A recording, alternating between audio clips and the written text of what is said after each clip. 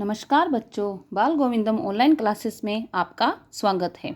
आज मैं कक्षा 5th के लिए विषय हिंदी का क्वेश्चन पेपर 1 लेकर आई हूं, जिसे हम अभ्यास प्रश्न पत्र भी कहते हैं या प्रैक्टिस पेपर। चलिए, सबसे पहले हम इसका निर्देश पढ़ेंगे। सभी प्रश्न अनिवार्य हैं। अनिवार्य मतलब कंपलसरी, आपको सारे क्वेश्चन करने हैं। उत्तर साफ सुंदर शब्दों में लिखिए।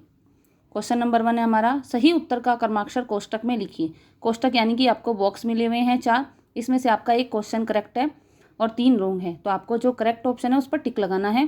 फर्स्ट क्वेश्चन है, सौगात का अर्थ होता है सोगरा, सौगंध, सागर या उपहार। सेठ का लड़का था गरीब, आलसी, परिश्रमी या सुस्त।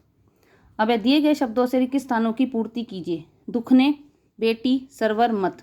ये आपको 4 दिए गए ऑप्शन, इसमें से 4 फिलअप हैं। ये आप इसी के आंसर हैं, ध्यान से पढ़ेंगे। पिता ने पत्नी और डैश को बाहर भेज दिया। मेरी गर्दन, कमर और पैर डैश लगे हैं।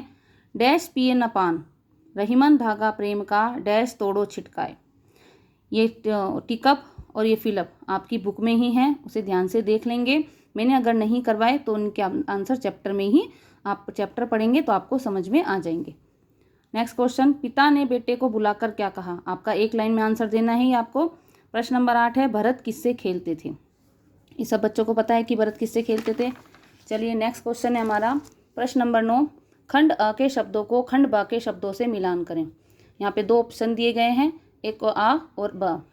धरती, आलसी, मास, मेहनत, परिश्रम, 12, माँ, लड़का। अब आपको बताना है कि धरती हमारी क्या होती है, आलसी कौन था, मास मतलब महीना, महीने के कितने होते हैं, और मेहनत, मेहनत का आपको अर्थ बताना है। नेक्स्ट क्वेश्चन है हमारा, सही उत्तर का क्रमाक्षर कोष्टक में लिखिए। फिर आपको एक ऑप्शन मिल गया है। प्रश्न नंबर 10 देखेंगे, एक वर्ष में महीनों की संख्या होती है 10, 12, 7 या 9। इसमें आपको एक पर टिक लगाना है। अब आ जाएंगे क्वेश्चन नंबर 11 पर, हम भारत के भरत कविता से हमें क्या प्रेरणा मिलती है। यह आपका लॉन्ग आंसर है, इसे ध्यान से करेंगे। हम भारत के भरत कविता से आपको क्या प्रेरणा मिलती है, इसका आंसर लिखना है आपको। तरुवर फल नहीं खात है, सरवर पिए न पान। इस दोहे से रहीम जी क्या संदेश देना चाहते हैं, मतलब इस दोहे का आपको अर्थ बताना है। व्यवहारिक व्याकरण देखेंगे, निम्नलिखित मुहावरों का वाक्य में प्रयोग कीजिए। अब आपको मुहावरे दिए गए हैं।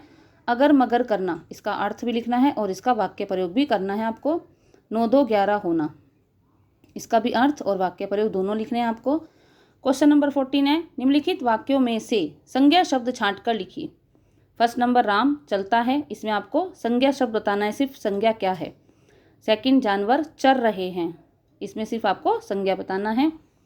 क्वेश्चन नंबर 15 है हमारा, निम्न वाक्यों में बहुवचन का प्रयोग कर पुनः लिखिए। पुनः मतलब दोबारा।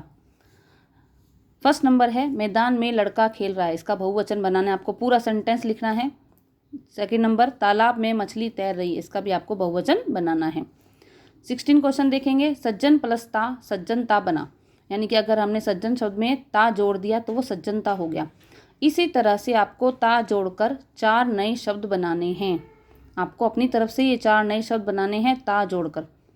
अब देखेंगे सृजनात्मक अभिव्यक्ति में। क्वेश्चन नंबर 17, पिता पुत्र के बीच हुई वार्तालाप के आधार पर संवाद लिखिए। यानी कि एक पिता और एक बेटे के बीच में जो बातचीत होती है उसको आपको संवाद के आधार पर लिखना है। ये मैंने आपको पहले संवाद करवाया। आप उनकी वार्तालाप को चेंज कर सकते हैं, कोई और दूसरी बात भी लिख सकते हैं, पर यह ध्यान रखिएगा कि एक संवाद 8 या 9 लाइन से ज़्यादा नहीं होना चाहिए। क्वेश्चन नंबर 18, निम्नलिखित में से किसी एक कहानी को कल्पना के आधार पर लिखिए।